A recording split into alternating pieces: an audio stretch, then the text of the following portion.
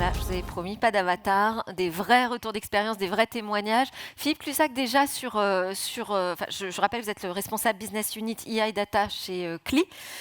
Quelle est la vision stratégique de CLI sur ce sujet de l'intelligence artificielle? Est-ce que vous parlez d'ailleurs de révolution, d'évolution, de transformation? Ben, on pense que c'était un changement très majeur, peut-être une révolution. Et sans chercher à renforcer des portes ouvertes, je pense qu'on a des gros impacts sur trois niveaux. À la fois au niveau technologique, IA nous apporte un composant technologique majeur qu'on n'a peut-être pas vu depuis l'invention des transistors ou microprocesseurs. C'est beaucoup. Au niveau économique, IA bouleverse toutes les chaînes de valeur de tous les secteurs. Et puis au niveau sociétal, ben, l'humain doit se reposer plein de questions qu'il est face à cette technologie. Et du coup, le challenge, c'est que quand une révolution commence, il est très difficile de mesurer son vrai ampleur. On ne sait pas où est-ce que ça va aller. Et du coup, nos clients aujourd'hui viennent nous poser trois questions, si je peux les citer. La première question, c'est comment IA va impacter le cœur de mon business là tout de suite? Et où est-ce que je peux chercher des gisements d'efficacité grâce à IA? Deuxième question, c'est est-ce qu'il y a des opportunités pour moi de faire évoluer mon activité et de faire des services, une qualité adjacente, supplémentaire grâce à IA? Et puis la troisième question, qui est peut-être la plus difficile, c'est quels sont les effets disruptifs potentiels des IA sur mon secteur et sur mon activité? Alors justement, Béatrice Daniel, vous êtes Tech Lead Data à la direction numérique des ministères sociaux. C'est une importante transformation, l'IA, dans les métiers de la data? Oui, tout à fait. Ça impacte les métiers de la data de deux manières. En fait, d'abord sur la manière dont on fabrique les produits de données, mais aussi dans la manière dont chacun exprime son rôle dans les produits, les projets data. En fait, c'est vrai que le processus de fabrication dans les projets data, il est assez complexe. Et même quand on interagit avec le métier, ça peut être parfois compliqué à appréhender, à expliquer. La conduite du changement peut être assez difficile. Et l'IA permet maintenant, surtout l'IA générative, aux métiers de se rapprocher de notre complexité technique et du coup de pouvoir prototyper, de eux-mêmes tester des choses, de poker déjà des solutions qu'ils ont en tête. Et ça permet en fait d'arriver directement avec un prototype, quelque chose qu'on peut tester avec eux. Et aussi dans nos métiers de la data, comme on a des processus complexes, on a eu tendance au fil des années à vraiment spécialiser les rôles, les data analysts, data scientists, data engineers. Et c'est vrai que l'IA générative permet, par exemple, à quelqu'un qui est plutôt data engineer d'aller vers la data vise, ou quelqu'un qui est plutôt data scientist de également faire de l'analyse de données. Donc c'est vraiment quelque chose, parfois on parle de vibe coding comme étant quelque chose d'assez négatif, mais moi je pense qu'au contraire c'est quelque chose qui permet de nous rapprocher à la fois du business, du métier, et à la fois de nous rapprocher dans les équipes data. D'accord, donc vous voyez ça comme en fait une démocratisation du métier de la data, Oui, une exactement. meilleure appropriation. Très bien. Alexis Gasparian, vous êtes en charge du pôle transition numérique et innovation au MEDEF. Vous parleriez de révolution, comme l'a dit Philippe, ou d'évolution? Bonjour à toutes et à tous. Alors, moi, je dirais que c'est d'abord une évolution finalement, puisque l'intelligence artificielle, on en fait depuis très longtemps. Au Oui. MEDEF, c'est un sujet qu'on suit depuis 2018, depuis la mission Villani. Finalement, c'est une continuité. Et ces nouvelles capacités qui sont amenées par plus de puissance de calcul, plus de data et une nouvelle interface homme-machine permettent d'amener finalement une révolution. Donc c'est une évolution qui débouche sur une révolution dans les usages, dans la relation que l'on a avec l'outil.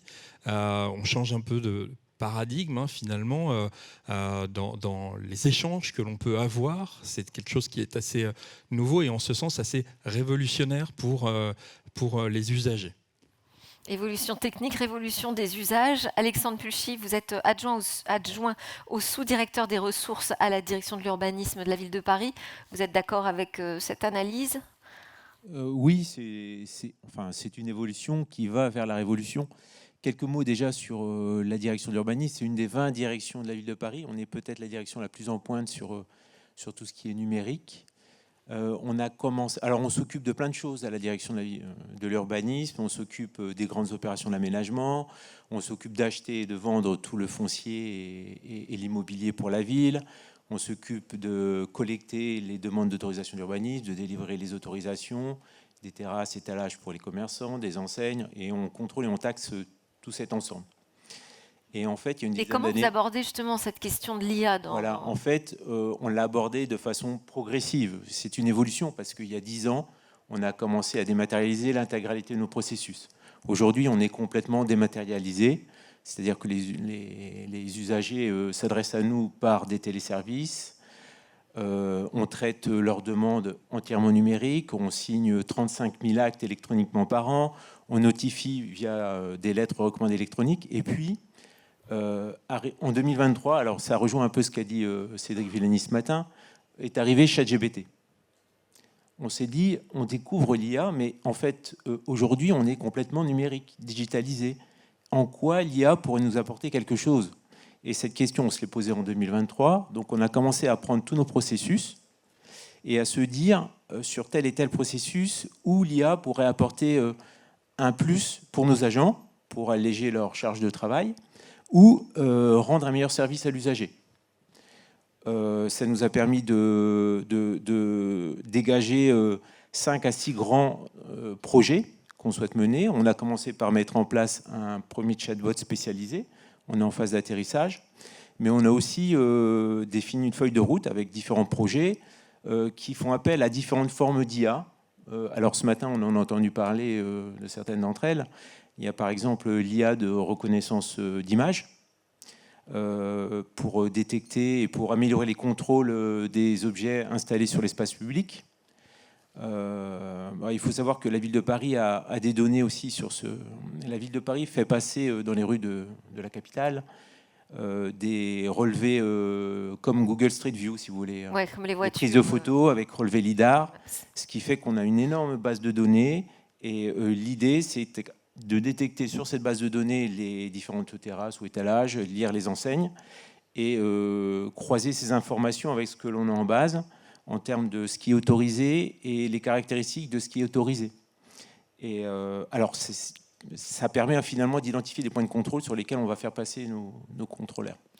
Donc, parce qu'on ne va pas rentrer dans le détail de tout, quand même, vos développements, parce que vous avez dit qu'il y en avait beaucoup, mais le principe que vous avez choisi, c'est de vraiment décortiquer chaque processus métier et de voir à quel moment l'IA et quelle IA pouvait exactement. Alors, apporter un avantage. Exactement, exactement. On a décortiqué nos processus, on a regardé là où la plus-value était la meilleure, et on s'est aussi interrogé sur d'autres aspects, c'est-à-dire que l'IA, ça pose beaucoup de questions. L'impact sur LRH, l'impact sur l'environnement, on en a parlé ce matin.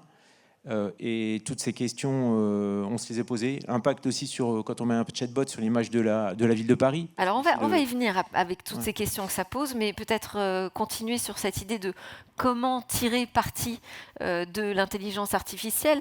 Je sais que vous avez fait un tour de France de l'IA avec le MEDEF. Quels sont les enseignements? Qu'est-ce que vous avez entendu? Vous pouvez nous restituer ici? Absolument. Alors, le MEDEF a lancé avec Numéum un tour de France de l'intelligence artificielle du 30 octobre au 6 février, juste avant le sommet pour l'action sur l'IA qui s'est tenu à Paris en début d'année.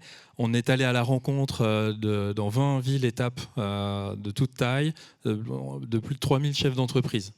On a fait témoigner finalement des entreprises pour montrer à des entrepreneurs des cas concrets, comment on pouvait justement tirer parti de l'intelligence artificielle. Alors ? Et véritablement, ce qui ressort de ces échanges, de ces débats, c'est qu'il faut partir des cas d'usage. Nous avons eu des témoignages de tout type d'entreprises. Par exemple, CMA-CGM qui va optimiser les trajets, les routes de ces bateaux pour abaisser la consommation de carburant et par là même optimiser son bilan carbone. Nous avons eu des témoignages de PME qui déploient des LLM. Nous avons eu des témoignages d'entreprises industrielles qui déploient dans leur processus métier industriel des intelligences artificielles qui ne sont pas des LLM. Je pense notamment à une entreprise française qui s'appelle Tertu, qui est leader de glissières de sécurité. leader mondial de glissière de sécurité en bois. Et que fait Tertu? Eh bien, ils analysent les rondins de bois avec de l'intelligence artificielle. Mais c'est toujours l'humain qui a le mot de la fin finalement sur les décisions. Et quel est le dénominateur commun de ces témoignages? C'est le cas d'usage. Voilà. À partir d'un cas d'usage concret, ça permet d'abord d'embarquer, de fédérer autour d'un projet les collaborateurs. Ça, c'est extrêmement important. On en parlera un peu plus tard, je crois. Et puis, ça permet surtout d'avoir un objectif, de se fixer un cap, d'avoir quelque chose de très concret. Et c'est en partant donc de ces cas d'usage que l'on peut faire de l'intelligence artificielle, des projets d'intelligence artificielle, un succès. Alors Béatrice, justement, vous êtes partie d'un cas d'usage. Typiquement, j'aimerais bien que vous nous expliquiez un peu comment vous avez travaillé sur ce dossier des EHPAD. Mais c'est pas évident, juste à partir du cas d'usage, que l'IA apporte vraiment une valeur. À quel moment vous vous êtes dit, oui, ok, l'IA est un facteur clé pour ce projet? Oui, je rejoins rappeler un petit peu le projet quand même, que tout le monde comprenne de quoi on parle. Je rejoins tout à fait ce qu'a dit Alexis. Effectivement, nous, on a souhaité partir d'un cas d'usage pour pouvoir se lancer dans l'IA. Et nous, on est parti d'un cas d'usage très concret qui est l'analyse des rapports d'inspection des EHPAD, puisque suite aux nombreux cas de maltraitance qui ont été détectés dans les EHPAD, donc ce sont les établissements qui accueillent les personnes âgées, le ministère de la Santé a lancé un grand plan d'inspection de l'ensemble des EHPAD. Donc c'est à peu près 7500 établissements. Qui dit inspection dit rapport d'inspection. Et donc au bout de ces 3 ans où chaque établissement a été inspecté, on s'est retrouvé avec une masse documentaire faramineuse, donc 7500 rapports qu'il fallait maintenant analyser pour en tirer des conclusions au niveau national. Et c'est à ce moment-là que s'est posée justement la question de l'IA, où on s'est demandé est-ce qu'on peut à minima faire tourner des algorithmes, des modèles de machine learning, ou utiliser l'IA générative pour nous aider à faire ce travail. Et accompagné par les équipes de CLI, on a décidé d'aller plutôt sur l'IA générative, puisqu'on était contraint par le temps, et que l'IA générative nous semblait nous permettre d'accélérer ce processus de synthèse, d'analyse des rapports d'inspection. Et si je peux un peu continuer là-dessus, je dirais qu'un des facteurs clés de succès de ce type de projet, ça a vraiment été pour nous le fait d'avoir de la disponibilité du métier, puisqu'on a été accompagné tout du long par 2 inspectrices qui ont été vraiment très moteurs sur ce projet et qui ont contribué à 2 phases très importantes des projets d'IA. D'une part, lors de la conception, puisque c'est elles qui ont permis de faire la classification qui permet de réaliser la synthèse, et aussi lors de l'évaluation, puisque un des principaux enjeux des projets IA génératifs, c'est d'évaluer les résultats des modèles, et l'évaluation humaine, en ce sens, est très importante, et donc c'est important d'avoir cette disponibilité métier. Vous avez parlé d'un chatbot, vous avez travaillé sur un POC avec CLI aussi, sur un chatbot. Est-ce que vous êtes posé la question du ROI? Oui, mais de façon assez large. Un service de la ville de Paris. Oui, ouais. Alors en fait, quand on lance un projet, on fait une évaluation Mareva, c'est une méthode nationale dans la fonction publique, qui permet de prendre en compte les aspects économiques d'un projet, donc, mais également beaucoup d'autres externalités positives sur le projet, y compris le service rendu à l'usager, le fait que quand on met en place un outil, il y a des gains de productivité, ce qui permet aussi aux agents de se concentrer sur des tâches un peu plus complexes, toujours au service de l'usager. On évalue aussi les risques du projet, oui. Les risques en termes d'image. Je disais, un chatbot, ça peut être un frein que de se dire qu'on met en place un chatbot. Je crois qu'il y a eu un crash aussi au niveau de l'État sur un chatbot qui a été mis en ligne en se disant, attention, si le chatbot se met à raconter n'importe quoi, c'est quand même l'image de l'administration qui est en jeu. Voilà, et on se pose aussi des questions. Ce matin, j'ai entendu le bilan carbone. Oui. Alors, on s'est posé la question. On s'est posé en même temps la question de la souveraineté. Et ce qui va bien en France, c'est que quand on retient des modèles comme Mistral, ce qui était le choix pour notre chatbot, le mix énergétique en France est plutôt favorable sur le bilan carbone. C'est sûr. De la même façon, du côté des ministères sociaux, la question du ROI, vous l'envisagez comment quand vous travaillez sur un projet comme ça, un projet IA? Comme le disait Alexandre, c'est vrai que quand on est dans l'administration, on a une conception un peu différente du retour sur investissement. Et nous, effectivement, il a été sur 3 niveaux. Le premier niveau, qui est plus difficile, ou en tout cas plus long terme, c'est évidemment le service rendu à l'usager, qui ne peut pas forcément s'apprécier dans notre cas d'usage tout de suite, mais en tout cas qui est attendu à moyen et à long terme. On a également l'amélioration des conditions de travail des agents, puisque les inspecteurs, les inspectrices qui sont mobilisés sur ces missions sont déjà embolisés par le nombre d'établissements qu'il faut contrôler, et c'est bien normal. Mais forcément, toutes les tâches de reporting sont pour eux autant de tâches qui viennent gréver leur action, qui les empêchent de se focaliser sur leur cœur de métier. Donc c'est évidemment un des retours sur investissement moyen terme qu'on attend. Et enfin, à très court terme, le retour sur investissement qu'on escompte aussi dans ce type de projet, c'est à la fois la réutilisation des infrastructures qu'on met en place, du code qu'on développe sur d'autres projets, mais également la scalabilité. Et c'est pour ça que l'étape qu'on mène actuellement, c'est de construire un socle IA qui permette justement d'accueillir de plus en plus de projets IA génératifs. Oui, je vois que Oui, Alexandre... j'acquiesce parce qu'en fait, il y a un enjeu stratégique derrière Ouais. les premiers projets. Et le coût d'un prototype ou d'un premier projet, ce n'est pas le même coût que les projets qui sont faits en série derrière. Et c'est pour ça que, comme l'IA, c'est quelque chose de très nouveau quand même, on ne sait pas trop où on va, on ne sait pas trop quels sont les gains. Donc on est beaucoup dans l'expérimentation, dans la mise en place de POC, dans l'évaluation, pour savoir si, pour les coups d'après, on continue ou on fait un peu autrement. Alors justement, je voulais interroger Alexis là-dessus, parce qu'il y a quand même beaucoup de POC en ce moment, j'ai l'impression, autour de l'IA, mais qui s'arrêtent au POC. Alors c'est tout à fait juste.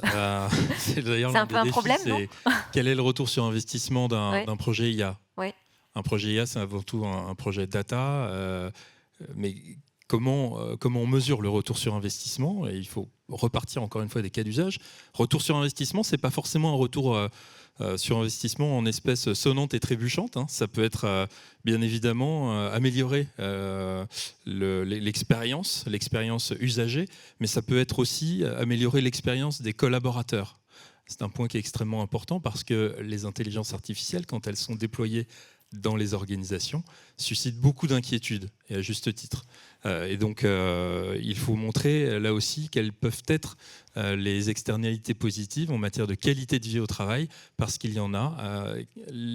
Déployer des IA, parfois, permet d'améliorer le quotidien des collaborateurs. Je crois que c'est un point qui est essentiel. Mais on peut faire l'économie peut-être de certains POC. Je ne sais pas, Philippe. Parce que Certainement, Alexis parlait du après- cas d'usage, par exemple. Peut-être parfois ils ne sont pas très bien identifiés. Mais déjà, la question des ROI, je pense qu'il faut la mettre en perspective. Là, récemment, j'ai travaillé avec un conseil d'administration d'une société multinationale cotée en bourse. Et on a travaillé sur leur stratégie IA. Et ce qui est intéressant, c'est bien sûr, ils cherchent la ROI à court terme, c'est génial si on peut faire des économies. Après, ce qui les intéresse, c'est aussi les NPV, la valeur présente des actifs. Comment valoriser les actifs qu'on a? Ils se disent que peut-être on est assis sur une mine d'or d'informations qu'on sous-exploite aujourd'hui. Est-ce qu'on peut montrer ça? Et puis, la troisième chose qui les intéressait dans l'IA, c'est la gestion des risques stratégiques. Est-ce qu'on n'a pas de risque qu'il y ait un nouveau entrant qu'on appelle IA native qui va apparaître d'ici quelques mois ou un an sur les marchés et qui va tout bouleverser? Donc c'est pour ça qu'on se doit maîtriser la technologie, maîtriser les marchés, l'état de l'art. Et pour ça, les projets POC, certains on peut les éviter, certainement, mais il y en a d'autres qui peut-être aussi ils ont un sens, même s'ils n'ont pas de retour immédiat. Ça me fait penser au projet web à la fin des années 90, début des années 2000. C'est ça. On lançait un site e-commerce, il fallait investir des dizaines de milliers d'euros. Et on se disait, oh là là, quel est le ROI? Et quelques années plus tard, c'était des centaines de milliers d'euros. Et les mêmes questions se posaient. Et là, on est à une nouvelle rupture technologique. Et les mêmes questions se posent. Et tout ça doit être sous-pesé, en effet, avec beaucoup de... Enfin, bien sous-pesé. Bon, et puis alors, on va parler quand même de la méthode. Comment on s'y prend? Parce que tous les deux, vous avez, j'imagine, gagné énormément en maturité sur ces sujets du fait de ces expériences que vous avez menées autour de vos projets IA. Si vous pouvez nous donner quelques clés sur la bonne méthode, la manière d'aborder ces projets. On a évoqué ce matin la question de la méthode agile, post-agile. Béatrice? Oui, effectivement, l'agilité, c'est un des maîtres mots de la méthodologie des projets IA générative. Nous, on a fonctionné vraiment, je dirais même en méthode rasoir d'Occam, c'est-à-dire qu'on est parti sur des hypothèses assez simples pour faire cette classification des rapports. On a essayé de classer les différents écarts et remarques issus de ces rapports dans 4 grandes classifications. Puis on s'est rendu compte que c'était des classifications, des catégories qui étaient un peu trop larges et qui ne permettaient pas vraiment à la fois à l'IA et à la fois aux inspecteurs de discriminer entre une catégorie ou une autre. Donc on est allé sur un niveau beaucoup plus fin, et là peut-être un peu trop fin, et finalement on est remonté à un niveau intermédiaire. Donc c'est vraiment un processus itératif où l'agilité est pas seulement un mot, voilà, une méthodologie très stricte, mais vraiment quelque chose qui doit infuser tout le projet. Et la deuxième chose à laquelle il faut faire attention dans les projets IA génératifs, c'est vraiment la partie évaluation. Puisque l'évaluation, elle doit être à la fois humaine et à la fois statistique. Donc, ce qui a été proposé par Gaspard, le data scientist qui a travaillé avec nous, c'est d'une part une évaluation statistique. On demande tout simplement au modèle de s'évaluer lui-même. Et on confronte ça à l'évaluation évidemment humaine, donc des inspecteurs, des inspectrices qui sont venus aussi faire le même travail que ce qu'on demandait à l'IA pour pouvoir évidemment confronter les deux points de vue. Et ce qui nous a amené à valider justement ce premier POC qu'on a réalisé, c'est qu'on est à la fin de ce POC arrivé à peu près 95% de convergence entre les réponses des inspecteurs et les réponses du modèle d'IA. Alors justement, si on parle d'humain, se lancer comme ça dans des projets IA, je disais que c'était de l'hyper-transformation numérique. Il y a tout ce sujet de la conduite du changement en interne. Comment est-ce que vous l'abordez avec les agents, Alexandre? Alors, déjà, nos agents sont habitués, parce ça fait 10 ans qu'on se transforme sur le plan numérique. Oui. Donc, nos agents sont habitués à ces transformations numériques. Et là, en fait, on a profité, par exemple, sur le bot, de la mise en place du bot pour communiquer en interne, pour monter des groupes de travail. Ne serait-ce que, par exemple, sur l'évaluation d'un bot, il faut quand même avoir une démarche assez structurée qui consiste à finalement établir un référentiel de questions avec la réponse idéale de l'expert et la réponse qu'on attend du bot. Sachant qu'on attend du bot, on n'attend pas du bot qui remplace nos experts, mais qui répondent à 80%, 90% des questions usuelles sans problème. Et vous voyez que établir un référentiel, il faut animer des groupes de travail, ensuite on fait tester le bot par nos agents, etc. Donc vous les embarquez, les équipes? On les embarque ouais. dès le départ en fait dans le projet. Ensuite, on a des actions un peu plus structurantes. Par exemple, on a le projet de monter un séminaire prochainement sur autour le sujet. De l'IA. Oui, pour réfléchir sur l'IA, sur les impacts, etc. Donc, on les embarque dès le début en fait. Parce qu'on a besoin d'eux et en même temps, et on apprend. On apprend beaucoup. Tout le monde apprend. Les agents, nous, en termes de maîtrise d'ouvrage informatique, notre direction des systèmes d'information en maîtrise d'œuvre apprend aussi. C'est un apprentissage collectif. Alexis, c'est un enjeu quand même la conduite du changement ou tout ça se fait naturellement Alors je dirais que plus largement, c'est le sujet des compétences qui est clé. On voit 2 défis majeurs du côté du MEDEF par rapport à l'intelligence artificielle. Je dirais que le premier défi est celui en effet des compétences. La formation compétences et la formation. Voilà, la formation initiale, absolument à tous les niveaux. Je vais dire maintenant du primaire jusqu'au supérieur. Comment on forme, comment on apprend aux élèves à utiliser de l'intelligence artificielle et à avoir une prise de recul par rapport à l'intelligence artificielle, et comment on forme les collaborateurs, et tous les collaborateurs, y compris le top management, parce que les projets de transformation, c'est toujours top-down, si vous me permettez l'expression. Et puis, on a aussi le défi des politiques publiques. Ce matin, la ministre Clara Chapaz lançait un nouveau plan Oser l'IA. Voilà. Je crois que tout est dans le titre finalement. Il faut oser, il faut partir. Je reviens à mes cas d'usage, mais il faut aussi un accompagnement parce que l'intelligence artificielle, ça coûte parfois beaucoup d'argent pour des PME et il faut des mesures d'accompagnement. Je pense à IA Booster qui est déployé par BPI. mais pas que. Et donc, en ce sens, le déploiement de politiques publiques adaptées est le deuxième enjeu, qui est un enjeu, je dirais, exogène aux entreprises, mais qui les impacte directement. Juste d'ailleurs, quand vous parlez de politique, vous l'avez évoqué Alexandre tout à l'heure, le sujet de la souveraineté, il se pose vraiment aujourd'hui de manière très claire quand vous lancez des projets IA, Béatrice? Oui, oui, bien sûr, il se pose de manière évidente quand on travaille dans le secteur public.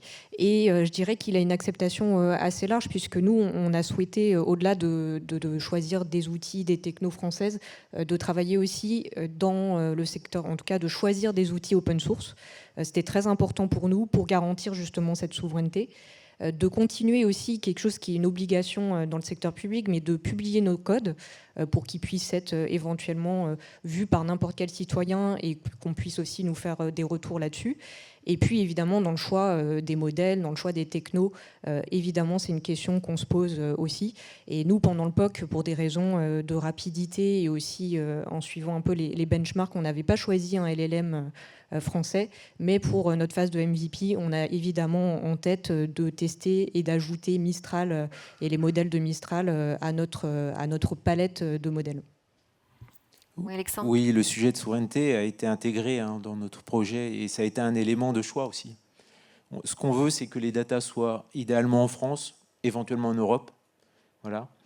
Et quand il s'agit de choisir le LLM, puisque quand on spécialise un chatbot, il y a un LLM dans l'affaire, on avait le choix entre différents LLM, donc on a fait une étude économique, on a fait une étude aussi, le paramètre souveraineté, en fait, a compté beaucoup. Philippe, cette intelligence artificielle dont tout le monde nous parle, c'est vraiment un tsunami qui nous arrive là? Je pense qu'effectivement, aujourd'hui, on n'a pas trop le choix par rapport à IA. L'IA, il arrive ici. Selon le Forum économique mondial, toutes les entreprises, toutes les PDG et dirigeants doivent se poser des questions de IA, notamment ce qu'ils recommandent, et c'est aussi intéressant au niveau du change management. Et la stratégie IA, ça ne se délègue pas. C'est quelque chose qui est primordial, c'est comme la stratégie des ressources humaines de l'entreprise. Elle vient d'une conviction de tout au sommet de l'entreprise. Donc il est important qu'il y ait cet alignement. Ensuite, il faut qu'il y ait un focus sur des projets là où on est capable de mettre des moyens. Et aussi, ce qui est important, c'est que le management de l'entreprise soit impliqué dans l'usage. Qu'on donne l'exemple au niveau de l'utilisation. Comme ça, c'est beaucoup plus facile à convaincre les autres si on le fait soi-même. Donc, oui, effectivement, on a une sorte de management jusqu'au top management. C'est ça que vous voulez dire ? Les CEO, les responsables des institutions, ils ont intérêt en fait eux-mêmes à s'approprier les outils IA.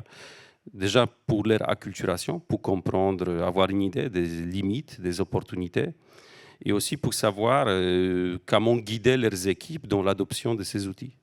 Ça peut commencer par des outils simples, bon, ça revient à des questions des cas d'usage, ça devient à la question de mise en place de la stratégie. Donc c'est comme ça en fait qu'on arrive à être vraiment efficace ensuite avec ces équipes. Donc pour résumer, oui, cette tsunami, il arrive et l'IA, il sera là, peu importe si on décide de faire quelque chose ou pas. Donc la question pour nous, c'est est-ce qu'on souhaite juste subir ou est-ce qu'on veut apprendre à pouvoir profiter et employer cette énergie? Alors, je ne sais pas si vous avez tous envie de prendre la vague qui arrive dans Porter l'énergie, mais peut-être que vous avez des questions pour les intervenants. Je vous avais dit qu'on aurait une séance ensemble de questions-réponses, donc promesse tenue. Si vous voulez lever la main. Oui.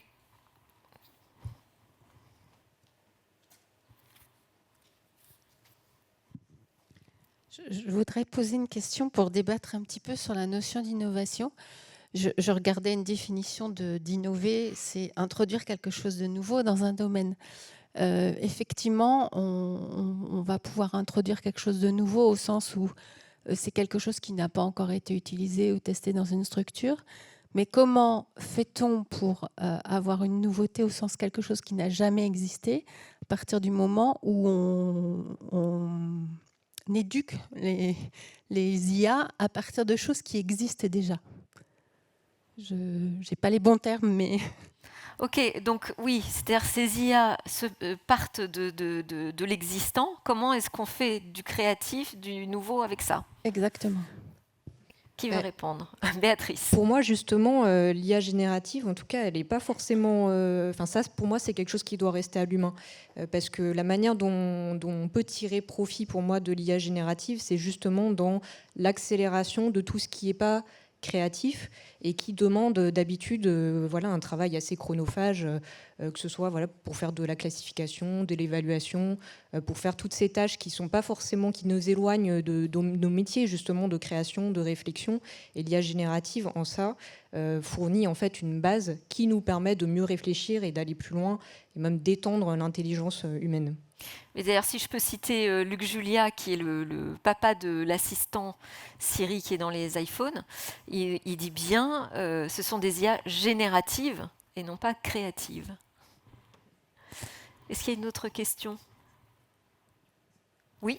Oh, il y en a plusieurs. Ouf. Alors, heureusement qu'on a gardé 10 minutes.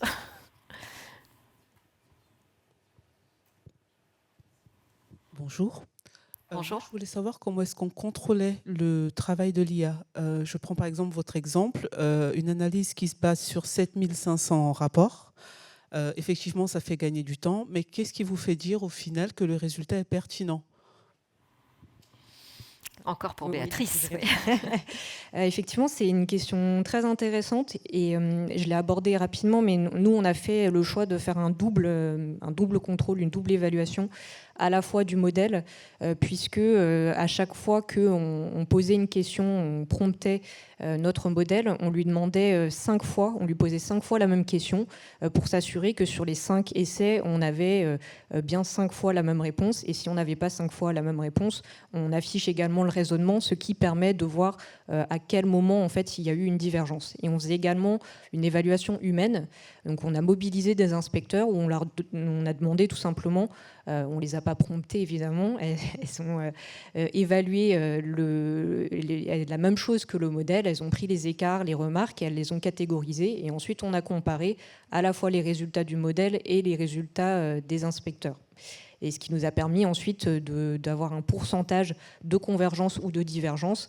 Et comme je le disais tout à l'heure, on arrivait à 95% de convergence, qui nous a permis de conclure que c'est un résultat positif et qu'on pouvait aller dans une phase de MVP, voire une phase de pérennisation. Mais ça reste tout de même un enjeu et à titre personnel, c'est quelque chose sur lequel j'aimerais justement travailler parce que là, on était sur un POC et donc sur un moindre nombre, un moindre volume de documents. Évidemment, quand on va rentrer en phase de production, le volume va être tel qu'on ne pourra pas maintenir cette évaluation humaine et donc il va falloir aussi trouver des moyens de passer à l'échelle cette évaluation, aidée justement par les statistiques, voire aussi par l'IA générative. Et pour compléter, au niveau technologique, on a un certain nombre d'outils qui peuvent aider.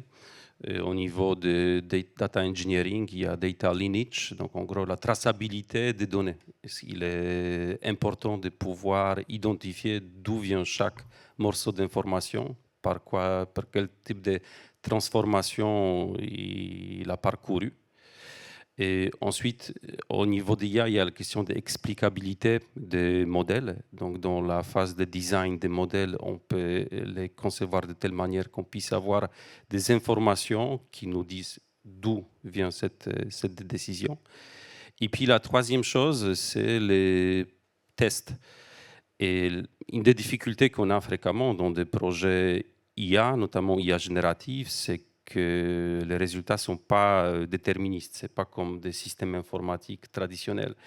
Du coup, on travaille beaucoup avec nos clients sur des plans de tests adaptés à la nature des IA génératives, qui incluent les facteurs humains, mais aussi on peut utiliser les IA pour ensuite analyser les résultats à l'échelle et aussi de les faire d'une manière récurrente parce que les résultats ils peuvent varier dans le temps. Oui, Alexis. Ouais, vous citiez Luc Julia, qui a été auditionné Au Sénat. au Sénat la semaine dernière. Moi, je dis souvent que l'intelligence artificielle, c'est la prime au sachant.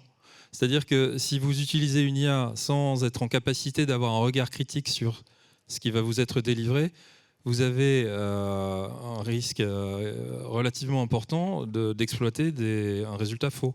Parce que les IA sont faites de biais et il faut les prendre comme tels. Donc il est essentiel d'avoir à la fois une transparence des algorithmes. Les algorithmes doivent être transparents. D'ailleurs, ce sujet de la transparence est inscrit directement dans l'AI Act, qui est le règlement européen en matière d'intelligence artificielle pour les grands modèles. Et puis d'être en capacité d'analyser, d'avoir un regard critique sur le résultat qui vous est donné.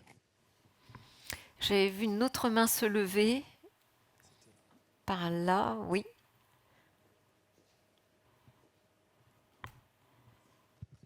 Bonjour, Dorian au ministère de la Culture. Nous, au ministère de la Culture, sur la transformation en interne des agents, on a beaucoup de travail. J'ai des agents qui, dans le cadre de la dématérialisation des démarches, donc dématérialiser des dossiers de subvention, qui m'ont dit « Ah non mais Dorian, on se remet à peine de l'arrivée des emails, qu'est-ce que vous nous emmerdez, désolé pour le vocabulaire, avec des formulaires dématérialisés ?» Donc moi, demain, je me vois mal leur mettre un agent IA dans les mains. Comment est-ce que vous avez réalisé votre transformation interne pour convaincre vos agents d'utiliser ces solutions IA? Alexandre. En fait, je le répète, mais on a commencé, c'est pas d'IA sans data. Donc on a commencé à digitaliser il y a 10 ans. Donc avec un portage politique fort. L'adjoint chargé de l'urbanisme à l'époque nous avait demandé d'aller sur cette voie. Donc on l'a emprunté, on l'a emprunté avec succès. Et donc du coup, c'est une évolution, c'est ce qui est dit. Hein. C'est une évolution dans notre processus de digitalisation. Maintenant, on cherche à optimiser le fonctionnement de nos process. Il n'y a pas eu de frein au moment où vous avez parlé du projet d'un chatbot? En fait, il y a des freins tout le temps. En fait, hein. Voilà. Simplement, c'est à chaque fois qu'on met en place un nouveau projet, une évolution, il y a des freins. Le sujet, c'est comment on associe les agents, y compris les usagers, dans notre projet, qu'on explique quel est le but visé, comment on va s'y prendre, quel est le résultat attendu. C'est beaucoup un travail d'explication, de rassurer les gens. Voilà. Et si je peux compléter, Oui. Nous, au sein des ministères sociaux, on a eu plusieurs initiatives qui ont eu vocation à mettre dans les mains des agents conversationnels, justement, de l'IA générative, ce qui leur a permis de tester eux-mêmes, de prototyper. Et il y a eu un très gros travail de recensement ensuite des cas d'usage qui a été fait. Et je dirais que l'appropriation et justement la montée en compétence des agents s'est fait aussi par ce biais-là, en leur mettant dans leurs mains les outils, ce qui leur a permis, eux, de se rendre compte de l'avantage, de la plus-value que ça pouvait représenter pour eux. Oui, intégrer le corps social, c'est extrêmement important. On ne peut pas déployer des systèmes d'information et encore moins des solutions d'intelligence artificielle aujourd'hui dans une organisation sans intégrer le corps social. Et il faut intégrer dans le groupe projet des personnes pilotes pour leur montrer les bénéfices, les avantages. On est tous d'accord pour dire qu'on reçoit tous trop de mails et peut-être que les intelligences artificielles permettront demain, elles le permettent déjà en réalité, de réduire le nombre de mails et d'améliorer le traitement des mails reçus par vos personnels. Vous disiez par exemple aussi, Béatrice, alors c'était pendant notre préparation, que l'IA avait permis de documenter aussi tout ce que vous faisiez, d'avoir une approche presque scientifique finalement du projet. Oui, un des gros avantages qu'il y a à travailler dans l'IA et même dans la data science en général, c'est qu'on a des profils souvent qui viennent de la recherche ou qui sont vraiment imprégnés de cette démarche de recherche, ce qui fait que nous, on constate dans le secteur public, on a régulièrement des réunions, des échanges entre différents ministères, et en fait, beaucoup de projets sont très documentés. On expose vraiment les hypothèses qui ont été faites, les différentes méthodes qui ont été utilisées, les conclusions. Tout est objectivé, tout est chiffré. Et c'est vrai que peut-être, contrairement à certains projets, au moins les projets d'IA générative, de machine learning, sont des projets qui sont très documentés et qui permettent justement à de différents interlocuteurs de pouvoir aussi plus facilement se renseigner sur ce qui a été fait dans des contextes similaires et donc de se l'approprier aussi. Oui, c'est ça. Tout ça, ça donne des arguments, je pense, très concrets. Est-ce qu'il y a d'autres questions ?